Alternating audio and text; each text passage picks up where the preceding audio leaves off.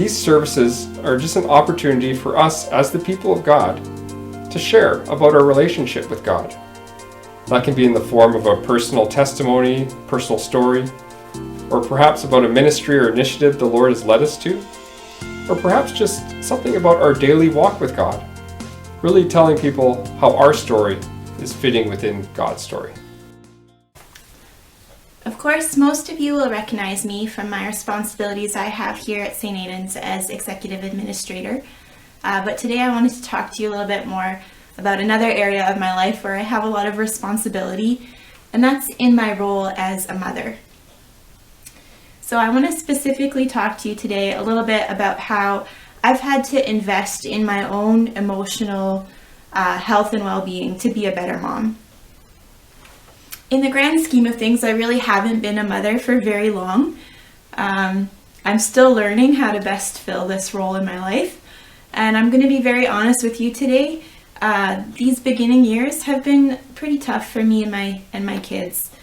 You may not relate to my story, but I hope you can get to know me a little bit better by hearing it. And really, I hope that you'll hear God's goodness through what I share, because He's been so good to me through this journey.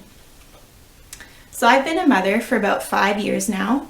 I have 2 children, Addie and Birdie. Addie is 4 years old. He's going into kindergarten this fall, and Birdie turns 3 in just a couple of weeks. And I've been co-parenting with Addie and Birdie's father for about 1.5 years now. So things really haven't been picture perfect for our little family.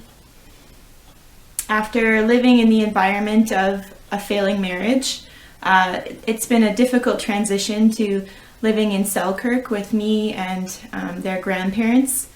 And then transitioning to living in a new house with me during the week and with their dad on the weekends. Home should really be a place of safety, a place to rest and to play, to be free to be yourself. And I've often had to explain to my Addie that he has 2 homes now. This so far has been a harder reality for him than it has been for my daughter. I have witnessed his grief as he occasionally cries himself to sleep, where he bargains with me by coming up with ideas of how we can all be together under the same roof again. And at times I've seen displays of anger or frustration. But I've also witnessed his resilience and his acceptance of this new reality. I have seen and continue to walk with both my children through their grief, while at the same time managing my own and creating a new life and a new rhythm for all of us. Part of our nightly routine involves praying together and singing songs about the Bible and about God's love and care for us. One night while I was putting Addie to bed, he expressed very honestly to me that he wanted to be with his dad. And while it was very difficult for me to hear his thoughts on that matter, I sensed God's grace to just sit with him in his grief and to offer to pray with him. Together we said a beautiful prayer where Addie just gave God his heart, his honest emotions, and he asked for God's help and strength to walk through this difficult thing he was going through. After that, he was peaceful and he was ready to sleep. The experience leaves me hopeful that my kids will very early reach out to God and establish a relationship with Him. My daughter Birdie will already tell you that Jesus calms the storm and that He lives in her heart. And yeah, her favorite song for a little while has been Jesus Loves Me.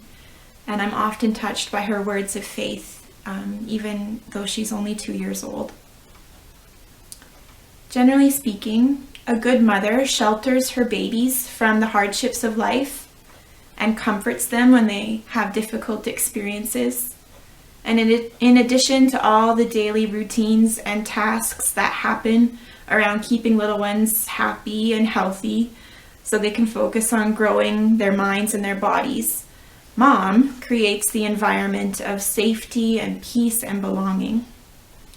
I have had to recognize the need to care for my own emotional health in order to do this well. One of the things I've been doing for a while is daily affirmations.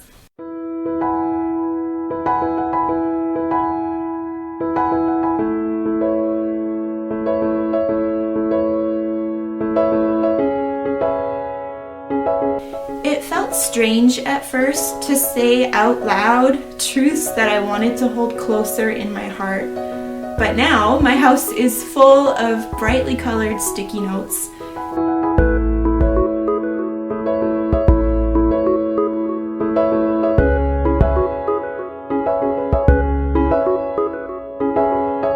And as I go about my day, I love these constant reminders all around me of who God made me to be, what the purpose He has for my life, and the vision that He has for me, the kind of mom I want to be, the kind of future I want to have.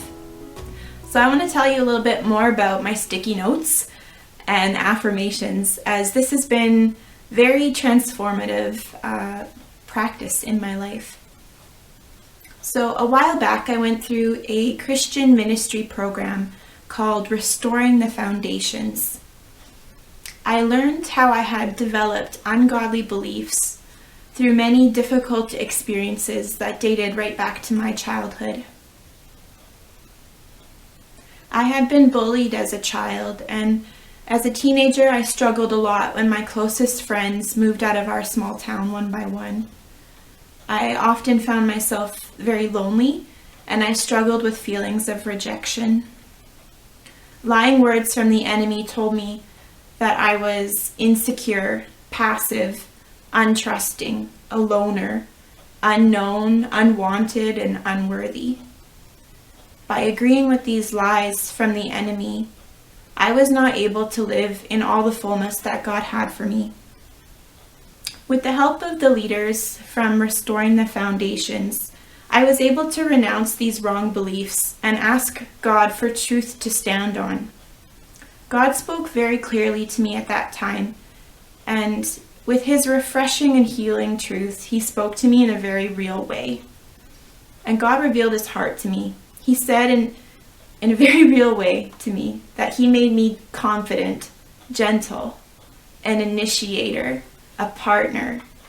He understood me best, and He chose me, and He calls me worthy. It was so amazing to have these new ideas about my identity and my worth.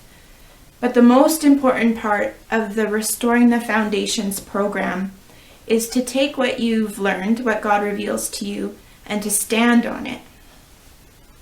This is building your life on a strong and sturdy foundation. So in order to do this, I was given instructions to review these new truths regularly and to say daily affirmations. So that was a little less than 2 years ago that I did Restoring the Foundations, and my life is in a completely different place now than it was back then. Before I did that program, I was full of despair about my future. I was anxious and depressed, and the emotional things going on in my life were taking a toll on me. I found it difficult to be my optimistic, joyful, and creative self. For a while, I had stopped coming to church at St. Aidan's, and I was making plans to begin a home business. I wasn't planning to come back into my office role after my maternity leave. But around the same time I did this program, I felt like God was very clearly leading me to come back to work at St. Aidan's here. So I'm so glad that I listened to Him and I came back. This community has been such a blessing for me and has offered a lot of love and support and stability for me. I've had to make a lot of big decisions in the last couple of years. Being grounded in truth has helped, but also having a strong community around me has also really helped me. My work at St. Aidan's is very fulfilling for me, and I feel very strongly that I'm living in the purpose that God has for me through my role here as executive administrator. So I've really found through these affirmations that changing the way you think about something, changing your mind, is really the beginning of changing your reality. I found a lot of healing and change in my life for the better. It kind of reminds me of this verse in Romans chapter 12, verse 2, and it says, "Do not allow this world to mold you into its own image. Instead, be transformed from the inside out by renewing your mind. As a result, you will be able to discern what God wills and whatever God finds good, pleasing, and complete. Now, the rest of Romans 12 talks about finding our purpose in the body of Christ. It talks about loving others well and how to live a life that pleases God. And this sequence of truth being laid out for us in Romans 12 makes me think that it is super, super important that we have a right way of thinking established before we can enter the purposes that God has for us. We need a foundation of truth to build a good life, and especially when we are parents, because we're supposed to model for our kids the best way to live. Since I have witnessed the transformational power of speaking truth and walking in the purposes of God, I've been helping Addie and Bertie to say affirmations also. Now, when they get hurt and they run to me crying, we say together, I am strong, I am brave, I am okay. And usually as soon as we've said those things, they'll just jump right up and keep playing.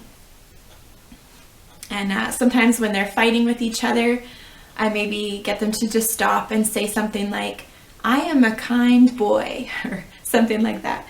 And if they've been rude to each other, I'll ask them to replace the mean words they've spoken with something really affirming to the other, just by repeating after me. Now, if they're misbehaving, I have them say, I respect you, Mama. So Addie and Bertie have been curious about my sticky notes, and they've actually asked me for affirmations of their own to put in their rooms. And my heart is so full when I hear Addie say, my feelings are important to God. After I posted several notes above his bed, he sighed with relief and he said he would sleep so much better knowing that those sticky notes were there. And one of Bertie's notes says, thank you, God, that you are not pretend, you are real. And I've noticed that when some of her sticky notes mysteriously went missing, she stole Addie's sticky notes and put them on her wall instead. So I've really noticed that there's an appreciation and that both my kids love these reminders of God's love and truth. So my kids will say almost anything I ask them to, and I'm taking advantage of this time just to teach them that positive self-talk and how to use their words constructively. So this is a little bit about my journey lately, and I hope it's blessed you to hear it. Thank you.